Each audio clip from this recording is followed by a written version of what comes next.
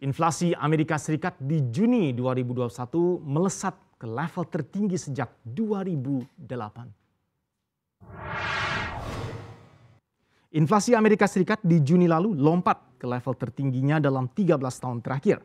Harga barang-barang terkerek naik karena terjadinya pemulihan permintaan tetapi tidak diiringi ketersediaan suplai.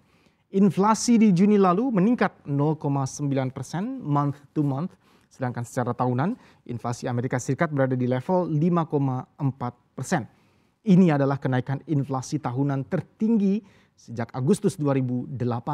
Kenaikan inflasi di tengah pemulihan ekonomi dari resesi akibat pandemi akan kembali memanaskan perdebatan. Meskipun The Fed telah menegaskan pandangan mereka bahwa inflasi yang naik ini hanya bersifat sementara. Begitu suplai kembali normal, diprediksi kenaikan harga bisa kembali mereda.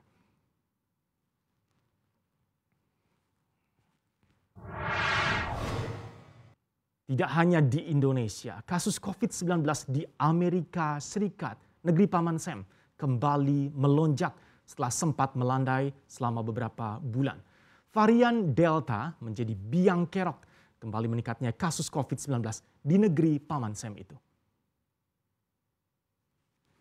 Angka kasus COVID-19 harian di Amerika Serikat naik sampai 2 kali lipat dalam 3 pekan terakhir saja. Senin kemarin kasus positif harian tercatat 23.600 kasus atau naik dari 11.300 kasus di 23 Juni. Pada pekan lalu 34 negara bagian mencatat kasus COVID-19 lebih tinggi 50% dari pekan sebelumnya. Lonjakan kasus disebabkan virus varian Delta yang lebih cepat menyebar. Tingkat vaksinasi yang mulai melambat serta libur hari kemerdekaan the 4th of July.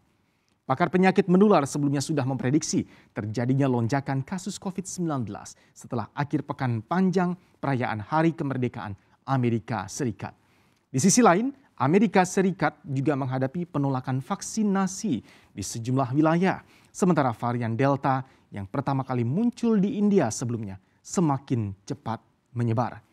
Data terakhir menunjukkan pasien COVID-19 yang mendapat perawatan di rumah sakit dan kasus kematian terjadi di kalangan masyarakat yang tidak divaksin. Selain itu, tidak hanya pasien berusia tua, semakin banyak penderita yang berusia muda juga harus dirawat di rumah sakit akibat terinfeksi COVID.